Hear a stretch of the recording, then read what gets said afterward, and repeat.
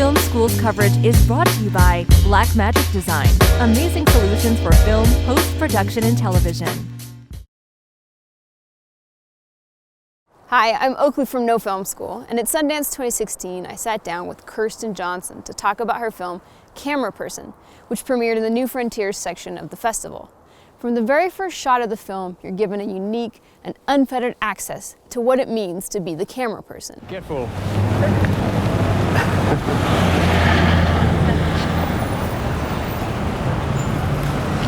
She sees everything around me, but she's totally blind. That's the image of the philosopher who falls in the well, you say? Yes. While looking at the star. Excuse me?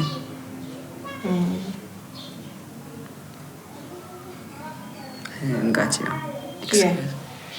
No, it's hurting. Yeah. Yeah.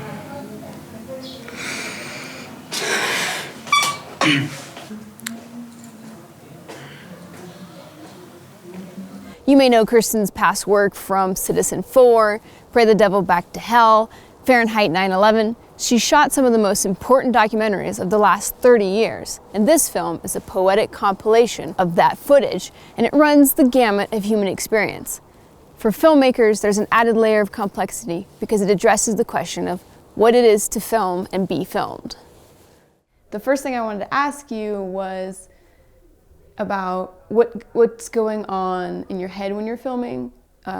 Even just to pick up the camera and start filming people around you is something that's very difficult to do, let alone when you're filming in another country or talking to people about something really difficult or in front of a prison in Afghanistan, for example. So I'd love to hear about what does it feel like for you? What are you filming? What are you feeling when you're filming? And it's like, what's your philosophy about that? It took me a really long time to learn to listen, because I am a completely visual person, and I worked with sound people, had the pleasure of always getting to work with sound people. So I didn't have to worry about the technical aspect of what was being recorded.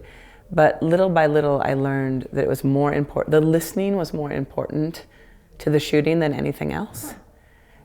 So that, because suddenly you realize in what a person's saying, you may be able to intuit what will come next.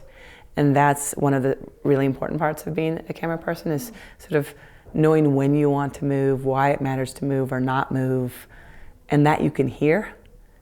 How long did it take you to, develop that sense of being able to capture those things? I mean, when you started out, were you right away able to? Composition has always been a great pleasure for me. But in the very beginning, I would only do a perfectly composed shot, and then I'd turn off the camera and do another perfectly composed shot. I was sort of so afraid of the messiness in between the two perfectly composed things. And that, over time, through the work with a lot of great editors, I realized, like, that's not useful as material to them, only that.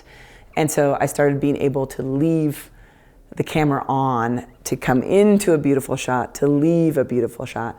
But it was funny in going through this footage because I wanted to find like the edges around compositions, and in a lot of my early work, there is no edges around. I turned the camera off, and the me, talking behind the camera or whatever. Like, so for example, you turned on the camera when everything was perfect, when you had found the frame. And now I start to turn on the camera before everything is ready, so that you can see me searching, which is a little bit of what happens.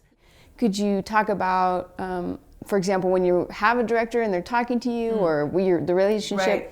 Most of the conversations that happen between directors and cinematographers are off camera. And in principle, it's my job to be silent. He's not talking to us, right? That's his job, to not talk to us, to be quiet. And yet you're thinking. Who knows what you're thinking? And but you're thinking right now. And so part of why I needed to make this film was as a form of acknowledgement of how much that goes into making a film. So how many people, and what is the investment of the people, and what are the thoughts of the people, both in front of and behind the camera, just to indicate that there's all those people there and there's all those things going on. I know that it's fragmentary and it can't It doesn't answer all of those things, but it reveals some of those things, and it tries to acknowledge how much is there. Do you have sort of a philosophy which you like to use that applies to every film, or? Yeah. The camera, you have to remember, it is an instrument of power, and you have more power when you have the camera. How you use that power is your choice. Sometimes it's completely out of your control what that power of the camera will do, and sometimes you can't know in the moment what it will do in the future. Things happen, like I am speaking more decisively than I might be to you, and I'm telling you more things than if you and I were just chatting. I would be asking you many more questions about yourself. We're doing an interview, a camera's here, this is going to be recorded, right? So I am saying different things than I would say to you if the camera wasn't here. And that happens in many different dimensions. So it allows things to happen, and oftentimes I think blocked emotional things come out when a camera is present. So sometimes it's really a gift to people who really want to talk about something and no one is listening to them.